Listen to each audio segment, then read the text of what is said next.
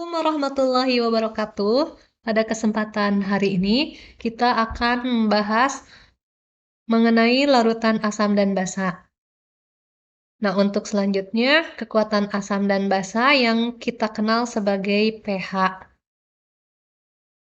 Untuk menunjukkan suatu larutan apakah bersifat asam atau basa, kita bisa melihat dari harga pH larutan tersebut, di mana harga pH dapat kita ukur dengan menggunakan pH meter atau dengan indikator universal. Jika pH yang terukur kurang dari 7 berarti larutan bersifat asam, sedangkan jika yang terukur pH lebih dari 7 berarti larutan bersifat basa. Sedangkan untuk larutan netral akan memberikan harga pH sama dengan 7. Untuk selanjutnya, ketika kita menentukan apakah suatu larutan bersifat asam atau basa, kita bisa menunjukkannya dengan teori asam basa Arrhenius, di mana menurut Arrhenius, asam adalah zat yang dalam air melepaskan ion H+. Artinya, jika di dalam suatu larutan mengandung ion H+, maka larutan tersebut akan bersifat asam. Contohnya, misalkan larutan HXZ akan terionisasi menjadi XH+ ditambah ZX-. Larutan bersifat asam karena mengandung ion H+. Sedangkan, menurut Arrhenius, basa adalah senyawa yang dalam air dapat menghasilkan ion hidroksida atau OH-. Menurut Arrhenius, jika suatu senyawa MOH dalam air terionisasi menjadi Fx+ ditambah XOH-, maka larutan tersebut bersifat basa. Artinya dia mengandung ion OH-. Untuk menunjukkan kekuatan suatu asam, kita bisa berdasarkan pada derajat ionisasi atau berapa banyaknya jumlah ion yang terdapat di dalam suatu larutan asam atau larutan basa. Derajat ionisasi ini dapat kita hitung dengan alfa sama dengan jumlah zat yang mengion dibagi dengan jumlah zat mula-mula. Jika zat mengion sempurna, maka derajat ionisasinya sama dengan 1. Jika zat yang mengion sebagian, maka derajat ionisasinya antara 0 sampai dengan 1. Tetapi untuk zat yang sama sekali tidak mengalami ionisasi, maka harga derajat ionisasinya sama dengan 0. Untuk zat elektrolit yang mempunyai derajat ionisasi besar atau mendekati 1 disebut sebagai elektrolit kuat, sedangkan zat yang derajat ionisasinya kecil atau mendekati 0 maka dikatakan elektrolit lemah. Untuk larutan asam lemah dapat terionisasi sebagian, sehingga reaksinya itu berupa reaksi kesetimbangan. Contohnya, asam Ha dalam kesetimbangannya akan terionisasi menjadi H+ dan A-. Sehingga menurut persamaan kesetimbangan, maka harga Ka akan diperoleh dari konsentrasi H+ kali konsentrasi A- dibagi konsentrasi Ha. Nah, hubungan Ka dengan alfa adalah alfa itu diperoleh dari akar Ka dibagi dengan M. Nah, sekarang bagaimana dengan larutan basa? Untuk larutan basa, lemah sama-sama seperti larutan asam lemah. Larutan basa tersebut akan terionisasi dalam kesetimbangan, yaitu membentuk ion positif dan ion OH-. Contohnya misalkan larutan LOH dalam kesetimbangan akan terionisasi menjadi L+ ditambah OH-. Harga tetapan kesetimbangan untuk ionisasi basa tersebut adalah Kb sama dengan konsentrasi L+ kali konsentrasi OH- dibagi konsentrasi LOH. Sedangkan hubungan tetapan ionisasi basa dengan derajat ionisasinya adalah sama halnya seperti dengan asam, yaitu harga alfa diperoleh dari akar Kb dibagi dengan M.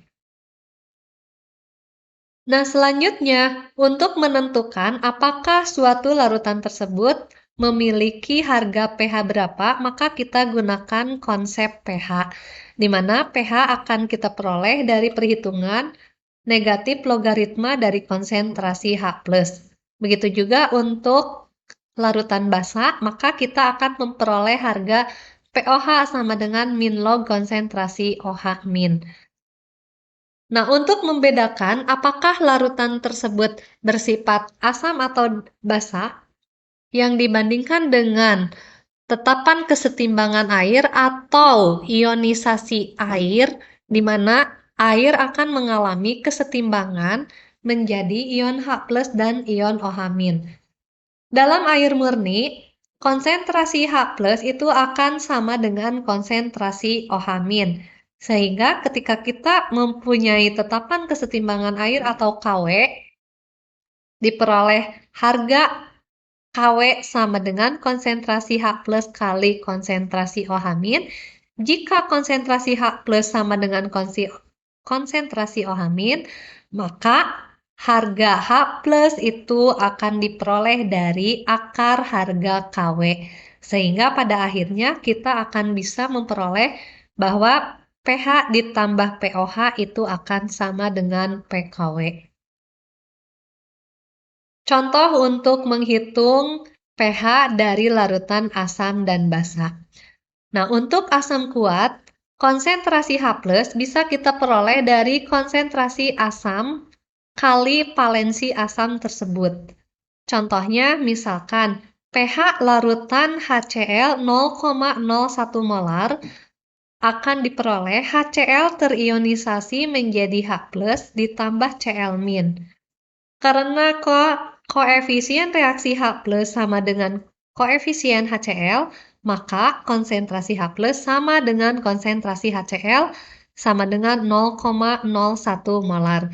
Jadi, pH untuk larutan HCl 0,01 molar sama dengan min log 0,01. Diperoleh angka 2. Sedangkan untuk asam lemah, maka konsentrasi H+ diperoleh dari akar Ka kali konsentrasi M. Atau konsentrasi H+ diperoleh dari konsentrasi asam kali derajat ionisasinya. Contoh misalkan, berapakah pH larutan HCOOH 0,1 molar dengan harga alfa sama dengan 0,01? Maka kita peroleh konsentrasi H+ untuk HCOOH 0,1 molar adalah konsentrasi H+ sama dengan M kali alfa atau 0,1 kali 0,01. Maka diperoleh 0,001 atau 1 kali 10 pangkat min 3. Sehingga pH untuk larutan HCOOH 0,1 molar adalah min log 1 kali 10 pangkat min 3 atau sama dengan 3. Contoh yang kedua, pH untuk larutan CH3COOH 0,01 molar dengan harga Ka 1,8 kali 10 pangkat min 5. Maka konsentrasi H+ akan diperoleh sama dengan akar Ka kali M. 1,8 kali 10 pangkat min 5 kali 0,05. Diperoleh akar 9 kali 10 pangkat min 7 atau 3 kali 10 pangkat min 3,5. Sehingga menghitung pH sama dengan min log 3 kali 10 pangkat min 3,5 atau 3,5 min log 3. Untuk basa kuat, sama seperti halnya asam kuat, maka konsentrasi OH- dapat diperoleh dari valensi basa kali dengan konsentrasi basa tersebut. Contohnya misalkan pH untuk larutan BaOH2 0,01 molar. BaOH2 akan terionisasi menjadi Ba2+ ditambah 2 OH-. Sehingga konsentrasi OH- kita peroleh 2 kali konsentrasi BaOH2 atau 2 kali 0,001 molar. Diperoleh 2 kali 10 pangkat min 3 molar. Maka pOH yang diperoleh untuk larutan BaOH adalah min log 2 kali 10 pangkat min 3 atau 3 min log 2. Maka pH untuk larutan BaOH2 tersebut adalah 14 dikurangi pOH atau 14 dikurangi 3 min log 2 atau sama dengan 11 ditambah log 2. Sedangkan untuk basa lemah sama seperti asam lemah. Konsentrasi OH- dapat diperoleh dari konsentrasi basa kali harga alfa atau derajat ionisasinya, atau konsentrasi OH- juga diperoleh dari harga akar Kb kali M. Nah, di sini kita tampilkan ada kekuatan relatif asam dan basa. Harga Ka kali Kb sama dengan Kw. Dari beberapa asam dan basa yang ditunjukkan di sini adalah asam terkuat adalah HClO4, sedangkan asam terlemah adalah OH-. Untuk basa terkuat adalah OH, O2-, sedangkan basa terlemah adalah ClO4-. Semakin kuat asam, maka semakin lemah basa konjugasinya dan sebaliknya. Demikianlah pembahasan untuk kekuatan asam dan basa. Mudah-mudahan dapat kita pahami bersama dan dapat kita terapkan dalam kehidupan. Mudah-mudahan ada manfaatnya. Terima kasih. Wassalamualaikum warahmatullahi wabarakatuh.